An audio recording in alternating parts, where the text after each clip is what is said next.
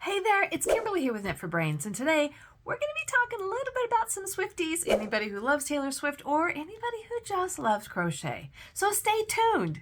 Now, I'm not a Swiftie, let's just say. I think she's perfectly fine. I mean, she's super sweet. But, anyways, a while back, and I would have jumped on this sooner, but I had so many whips going on and projects and stuff in the works that I had to get them out of the way. But maybe like a month or so back, this picture blew up all over the internet about Taylor Swift, and she was walking out of some hotel or whatever, getting into a car wearing this adorable crocheted dress. And in our little world, it blew up. Everybody was making this dress. And I was like, it's a really cute dress. Actually, it's a really cute dress. So I decided to jump on the bandwagon. And in tying in with my whole concept about how you can make garments of clothing really easy if you just think about it as shapes. And I thought, this is just 4 rectangles. One in the front, one in the back, 2 sleeves, that's it. And so I'm going to show you how easy it is to make this dress right here. Now, I don't know what kind of yarn they used in the picture. It doesn't matter. I just used what I had on hand.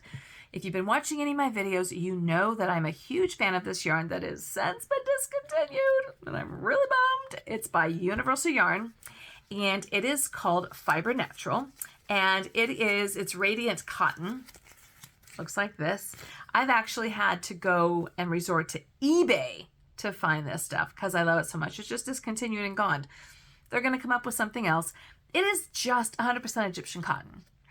I like to use the Egyptian cotton or 100% natural fiber because of the way that it drapes and it hangs. I'm not a big fan of making clothing out of acrylic. I can do blankets and things like that. That's just me. Clothing for myself or whatever. And I think this dress merited something that I just had to look a little bit more, I don't know, like luxurious and fashionable. So I opted for this yarn, and it just so happens that I have a lot of it. So the colors in this picture, now I think that's like a lavender and maybe a brown and a pale yellow and whatever else. That's fine. I used what I had on hand, and I tried to go a little similar, but not too much. So I have this color here. It's called Custard. Totally ties in. Have this other color here, and this is called Dusty Mauve, I believe it is. And it's kind of a little bit of it's definitely a mauve color. And then this one here is called Rusted Apricot or Rusty Apricot, something like that. These are the colors I chose. Thought they look really nice together. And these are the 3 that I'm using. So they use 3. I use 3. You can use anything you want. Or if you're like, I don't want to do stripes, you can just do it all in a solid. It's totally up to you. I have seen this dress all over Pinterest, all over the internet, and I've seen it in a whole mess of different colors.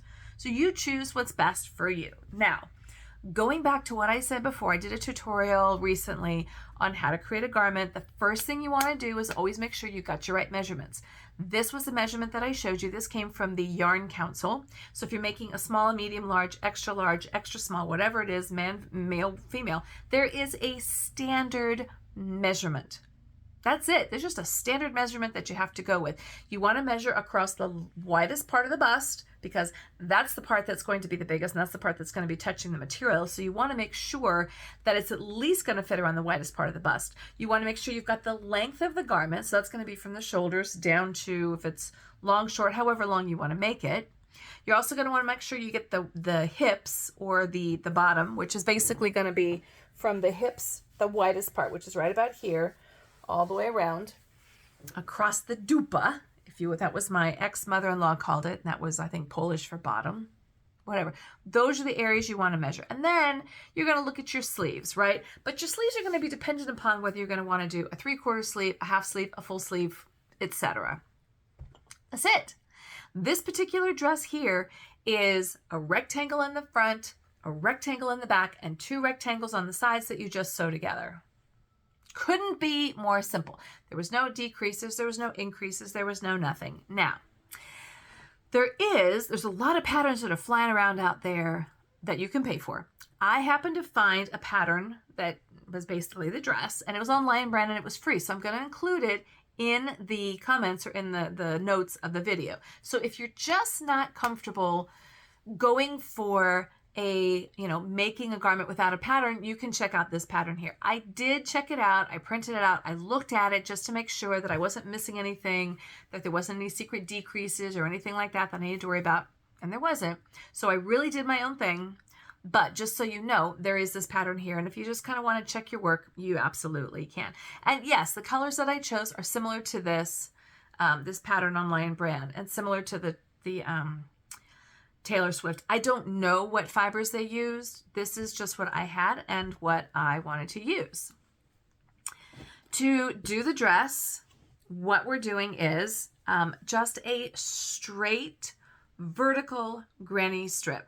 That's all it is. So a granny strip is like a granny square, but instead of it being a square, it's just a strip. So that's basically 3 double crochets, chain 1, you skip 3 spaces, and then chain 3 double crochets into the next stitch or the 4th one. So you're going to get this really nice, and I'll show you. This is the finished garment, but I'll go back and show you. This is basically what it comes out looking like. It's adorable, right? Absolutely adorable. But seriously, when you're looking at the granny strip, right, or the granny stripe, what you're looking at is just 3 double crochets, chain 1, skip 3 stitches, and then you go right in, and that's how you're getting in. To start it off, what you're going to need to do is just have a single chain. You want to make sure that it's long enough because you're doing top to bottom. Okay, so when you're working these stripes, the only thing that you really need to know is that the stripes are going vertical, not horizontal. They're not going this way, they're going this way. So you want to make sure that your starting chain is long enough to go the whole entire body. The only trick with the granny stripe is that you want to make sure that you have enough for your turning chain. So because this has 3 double crochets, you're going to want to do 5 at the end. So figure out how many you need and then do an additional 5 chains or 5 single crochets. Reason being is your 2, right? Your first 2, that's going to be your double crochet length. And then you're going to want to go in. You're going to skip those first, I think it was skipping 3 chains from the hook. And then you're going to go in and do those double 3. So those 3 extra chains count towards those 3 spaces that you're skipping. Then shalt thou count to 3, no more, no less.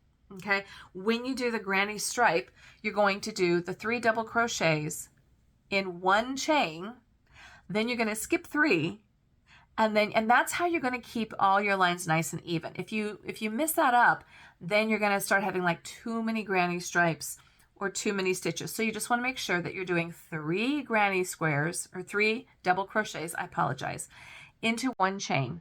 Chain 1, skip 3 stitches, and that's how you're going to keep your numbers aligned.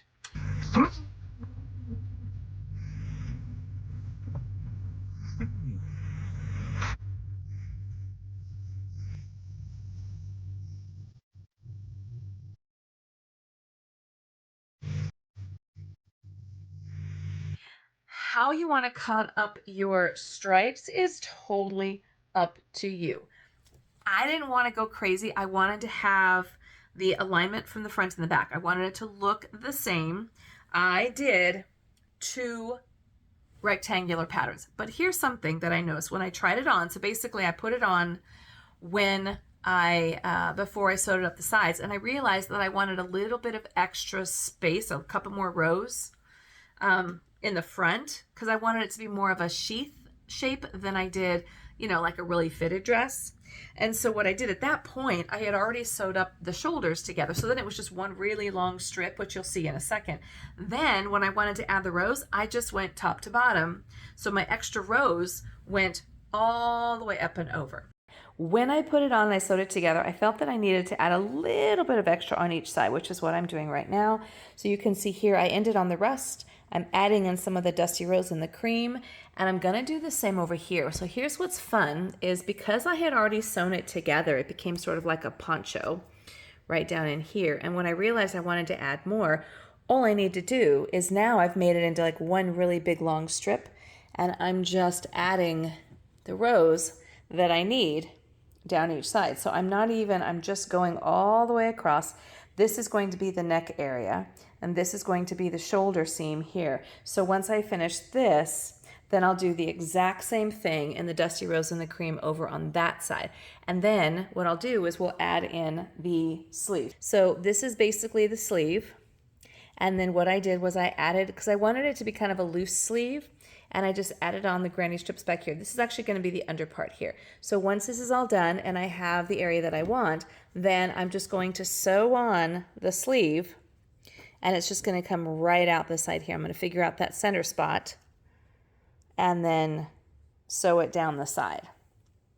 All right, so now you saw that it's pretty much all done, and I'm going to put on the dress, and now this is going to be fitted. But as I put it on before I sewed up the sides, I did notice that I wanted to add in just a little bit more on the ends. So let me show you what I did now that it's all finished. So this is the finished dress.